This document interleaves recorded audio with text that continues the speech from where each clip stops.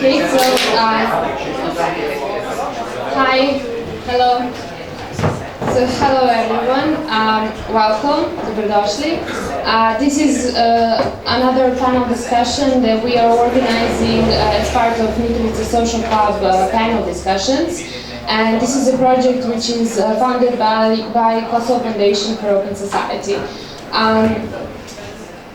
Our panelists today are Mr. Dimitris Moskopoulos. He is the external consultant to Kosovo institutions on questions of cultural heritage, and Mr. Dustin De Grande. He is a political he comes from the political and economy section of the U.S. Embassy in Pristina. We are going to discuss today the question of cultural heritage in Kosovo from the perspective of the international community. With that being said, I wish to first of all welcome our panelists and thank them very much for their time and for their decision to come here and join us and talk about this very important topic. And also, I wish to welcome you all, of course, in the audience, and thank you for coming and expressing interest in our activities. Mr. De Grande, I wish to start with you. So as I already said, we are here to talk about the international perspective on this problem of cultural heritage. And with that, I want to ask you, what is the US policy towards the cultural heritage in Kosovo? First of all, thank you for inviting us both here this evening. This is the first time we've had the opportunity to speak at the Mitrovica Social Club, but we've heard great things about it, so we're looking forward to taking part. Regarding the U.S. Embassy's official policy towards cultural heritage in Kosovo, we don't have a formal policy specifically for cultural heritage in Kosovo. However, Kosovo, cultural heritage does spread across a lot of our mission objectives, a lot of our policies that we have for our work here in the country. Specifically, the overarching theme is we support a Kosovo that is a strong, multi-ethnic, multicultural Kosovo. That means that in all of our activities that we do, from our public affairs outreach to our economic assistance, our political work, we always make sure to include a multicultural component to it. We try to make sure that, for instance, for here in the north, we try to make sure Kosovo Serbs are represented across all these areas appropriately. We liaise a lot with Srpska List and with various members of parliament from that community as well as from other non-majority communities. We do economic growth through USAID and other assistance throughout the entire country, always keeping in mind the balance of multiculturalism, of multi-ethnicity throughout the country. So although we don't specifically have one for cultural heritage, it does play a large part. This comes across, like I said, with those issues, comes across with security. Obviously, issues like the Dechani Monastery case is a big overlap between cultural heritage and security, and we've been very actively watching that. And then, of course, we do direct assistance to cultural heritage, because a strong cultural heritage program in Kosovo is going to support our bigger goals of multiculturalism and multi-ethnicity in the country. So we'll get into that a little bit later, but we try to support it across all areas. Yes, you said that the U.S. is very committed to, of course, supporting initiatives that promote multiculturalism. This is what I've heard from you. But can you give this audience here some ideas of what sorts of projects you are supporting, and in what concrete way are you as an institution of America in Kosovo trying to support not just cultural heritage but multiculturalism as overall? Okay. Specifically on cultural heritage, as you know, and I'm sure the people who have been working more specifically with cultural heritage can talk in a little bit more detail on some of the opportunities here in Kosovo, but the U.S. Embassy, well, cultural heritage you can do tangible, you can do intangible cultural heritage. Tangible are the old buildings that can be renovated and sites you can go and visit, things that can be excavated, things you can touch and feel.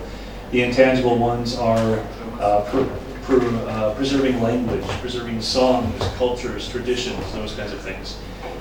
In Kosovo, we have identified the tangible cultural heritage as being the place where we have started our assistance. We have the Ambassador's Cultural Preservation Fund, which is a grants program that's been very active in Kosovo since 2005, and we've funded 16 projects in that time. Of those of interest to this particular group, 6 of them have been specifically addressing the Kosovo Serb community. Those have largely been Serbian Orthodox church sites that we've helped to renovate, especially after the events of 2004, but also some of them that have just worked to preserve some of the imagery for future generations. So, for instance, the digitalization program at Kurčanica Monastery, where we've digitalized pictures of all of the ancient frescoes or the medieval frescoes that are on there, so that we can enjoy these into the future without worrying about them being decaying. Other more tangible things are renovating, Prizren Castle. That's something that we've been involved in. Now, the nice thing is when we've taken on a cultural preservation program, oftentimes it gives other organizations and the government the impetus to join us, and we're able to leverage a lot of other resources. So, if the U.S. government, again, to use the example of the castle in Prizren, if we announce that we have a grant to try to preserve this castle, then the municipality of Prizren also came in and donated money to it. Other governments, other foreign governments came in and donated money to it. So we were able to almost triple the amount of assistance that we were able to give just by lending our support to it. I'm very interested into what you just said. You said that when you do these projects of preservation, you are able to include Kosovo government. So how open is Kosovo government to preserve the cultural sites, let's say, and do some of those initiatives come for the preservation of those sites come from the Kosovo government, or are you the ones who approach them? By you, I mean, of course, U.S. Embassy. From my limited experience, I've been here for 1 year, and the Kosovo government has shown a strong willingness to be part of those programs. Of course, I mentioned there were six projects that the Ambassador's Fund has supported specifically for the Serbian community or for the Serb community. However, there are also some that were appropriate for all communities together, all the people who live in Kosovo together. So they blended it. So, for instance, there's the castle in Bushtar, and that one had elements of Serb history, of Kosovo Albanian history, and Ottoman history, and so on. All of these groups came together. The government of Kosovo has shown a willingness to do this. I think that Ms. Moskopoulos would be a better person to ask about the history of their involvement. But our experience has been they've been a very willing and engaged partner with it, especially because they do have other interests of promoting cultural heritage into the future and moving into things like UNESCO membership, of course. Thank you very much for this introductory part. Mr. Moskopoulos, if we can go on with your part of the discussion, can you begin by explaining us what is it that you do? What is an external consultant to Kosovo institutions? Who do you advise, and what type of things do you advise them on? Yes, thank you very much, and thanks to everybody for inviting me here. It's a great pleasure and an honor for me to be here and talk with you people. who I advise and what exactly I do. I will go into history not for very long, not very far back. In 2008, in March 2008, I came to Kosovo as head of the Greek liaison office in Pristina, the equivalent of an embassy, which is called liaison office because Greece has not recognized Kosovo. And I stayed in that position for 6 years. And one of the reasons, the main reason why I stayed for so long was that for the last 4 years of my tenure, I was acting at the same time as EU facilitator for the protection of the Serbian Orthodox Church, religious and cultural heritage in Kosovo. If you try to write that, it's 2 lines already. Anyway, the idea was then that since there was a problem in communication between the Serbian Orthodox Church in Kosovo and the government of Kosovo, some kind of mediation was needed, and I was asked by the internationals who were here, by the International Civilian Office, to act in that capacity, and I did that with the agreement of both sides, both the Serbian side, and by Serbian side I mean the Serbian government and the Serbian Orthodox Church, and also by the Kosovo, the government of Kosovo side. And then when my term of office was coming to an end as Greek ambassador or Greek head of the liaison office, both sides asked that I continue in the capacity as a facilitator for the religious and cultural heritage. That led to another presence of mine, another term, another round of my presence here. Having retired from the Greek diplomatic service, I came here as advisor to Kosovo institutions on religious and cultural heritage, meaning the Serbian Orthodox religious and cultural heritage. And at first it was through a contract with UNDP, and that was funded by the government of Norway. And I thank both of them for giving me the opportunity to do something that I strongly believe in. So now my contract with UNDP has expired, and we are looking for another formula for me to stay on and working on advising the Kosovo institutions on religious and cultural heritage. What does advising mean? And what is the basis of my advice? First of all, it is understood and I think agreed by everybody, at least I strongly believe that that is the case, that the religious and cultural heritage is the most valuable, the most important asset and the most important stake that Serbia has in Kosovo. It is said a lot of times that Kosovo is the Serbian Jerusalem, and especially the area known as Metohija with the Peć Patriarchate, etc. It's the cradle of the Serbian church and the Serbian state. So when in the Vienna negotiations to decide the final settlement of Kosovo, the discussions, the negotiations came to the subject, the chapter of protection of the Serbian religious and cultural heritage that led to the drafting of Annex 5 of the Ahtisaari Plan. And that Annex 5 was drafted in its totality or in its essence by the Serbian side, the Serbian church. And that includes everything the Serbian church needs for the protection of its presence here and its activities and its heritage. So my work as EU facilitator was in effect centered on Annex 5, and my job it has been to promote implementation of Annex 5. And that continues to be the case.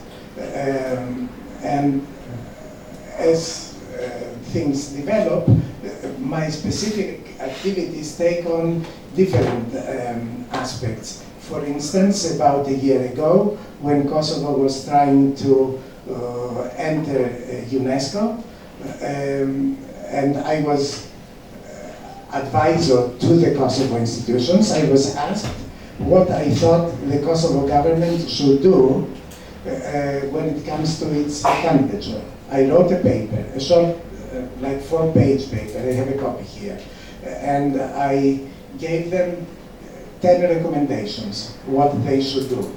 I think later on we could get to them, or to the essence of them, and in the end they adopted those 10 recommendations, and they sent to the UNESCO members a letter, the so-called letter of the institutions, addressed to all UNESCO member states, in which the government of Kosovo assumed specific responsibilities and specific commitments, the most important among which is its willingness to, its renewed willingness to implement Annex 5 in its totality.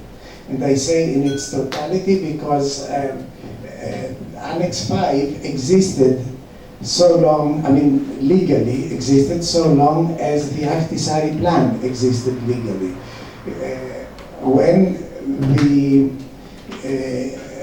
so-called supervised phase of Kosovo independence came to an end in September 2012, the bulk of the Annex 5 provisions were transferred into the Kosovo legal framework.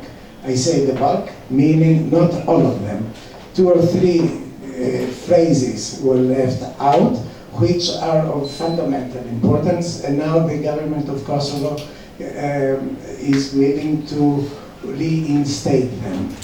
And the latest I have been doing, what I have been doing currently, is working on legislation that is long overdue on the part of the government of Kosovo to deal with cultural heritage. There are 3 such religious and cultural heritage. There are 3 draft pieces of legislation that are of paramount importance. One is the law on cultural heritage. Last year, about a year ago, a little more than a year ago, the government, the Ministry of Culture, published and circulated a draft law which was awful. I mean, I will not go into details now, but it was horrible. They recalled it, and now they have assumed the obligation, they have accepted it, that they would be preparing a new draft. And it will be adopted, they have promised, the way we want it to be. We'll get back to that a bit later. Another piece of legislation is the 10-year strategy in the field of cultural heritage. Again, they circulated a draft last September, early September, late August, early September. That was as bad as the draft law on cultural heritage. They withdrew it, and now they're working on it. And the international community, meaning mainly the US Embassy, the European Union, OSCE, and myself have been meeting with Kosovo officials in the Ministry of Culture, and we have been working on the draft 10-year strategy. And after that, we'll do the draft law. And another piece of legislation is the draft law on freedom of religion, which is ready, which is very good, and which needs to be adopted, as is. This is more or less what I have been doing. So what is it that you are telling me here? So on the one side, we have the declaration of Kosovo government. They are willing to respect all of the things put out in the Annex 5, even though they are not obligated to. But on the other hand, we have a poor draft law on the cultural heritage, which luckily did not pass. So what is it? What is the problem there? Is this Is cultural heritage important enough to Kosovo institutions, and are they doing enough to protect it? Yes, thank you. One small correction. I never said and I never implied that they don't have to do it. I believe that they have to do it. And do they want to do it? There are people, to be frank and realistic, there are people in the government of Kosovo who could not care less about religious and cultural heritage. There are people in Kosovo society who couldn't care less. But the people who make decisions, that is the top level members of the government and of the institutions, are committed to implementing all the provisions of Annex 5 for the protection of the Serbian religious and cultural heritage. It's a political commitment. They have to do it. Do they do it wholeheartedly? I think in politics it doesn't really count, okay? The letter of the institutions that I referred to earlier was signed by the President of Kosovo, the Prime Minister, the Speaker of the Assembly, and the then Foreign Minister, who is today the President of Kosovo. And they made specific commitments. I have the text here, that they would implement Annex 5 in its totality. Let us not forget that when Kosovo declared independence, it assumed the obligation before the international community, that was a very solemn pledge, that they would implement the Ahtisaari plan in its totality. Thank you very much for this part. Mr. Ligrande, let's go a bit away from Kosovo for a moment. And can you tell us how does the US treat its cultural heritage? So does it is it ethnic origin of the cultural heritage in US preserved or emphasized, or has it gotten a bit more cosmopolitan character, let's say? Well, it's a tricky question because, much like Kosovo, which has been a crossroad of different groups over the centuries, over the millennia, America has been a country of many diverse ethnicities, many diverse groups. In fact, as I'm sure you know, our idea of a democracy of immigrants is we have almost a religious commitment to this idea that this is what we are, is our diversity, and that's what we embrace as Americans. We're an immigrant society. We bring in new people all the time, and that's what we feel enriches us as a people and strengthens us. So in that regard, we don't have a single ethnicity that we can pull from to develop for our own cultural heritage. We try to develop the idea of a multi-ethnic, multicultural patchwork, and that's what we find strength in. Sometimes it works better than others. Of course, we're still coming to terms a lot in America with the differences, and we've had a long history, not just of embracing change, but of also struggling with the diversity that we've had in our country. I like to think more recently that we've had a little bit more success, specifically in the area of cultural heritage. We look at the Native Americans or American Indians, and when you look through America's cultural heritage laws, you'll see that over the last 70 years or so, the American Indians in particular have really stood out as a group that they have targeted for the preservation of their cultural heritage, both the tangible and the intangible. So in the tangible, we have the cities of Mesa Verde in Arizona, where we've preserved and reconstructed it. We've established a lot of these old sites as national monuments to be protected, national parks, national artifacts, and so on. We've created laws to protect those areas. And then the intangible, we've had projects where people have gone around and recorded the languages that have been endangered, and some of which have eventually become extinct. So the only languages, some of the Native American languages that are now disappeared forever, we've archived and we've preserved in a way. About, I 10 or 15 years ago, we created a Museum of the American Indian on the National Mall, which is our huge park right in the center of Washington, D.C. These are filled with Smithsonian museums, which are free to anybody. So if you go to America, if you go to Washington, D.C., you can go into any of these museums for free, and they celebrate American cultural heritage. We have one explicitly for the American Indian.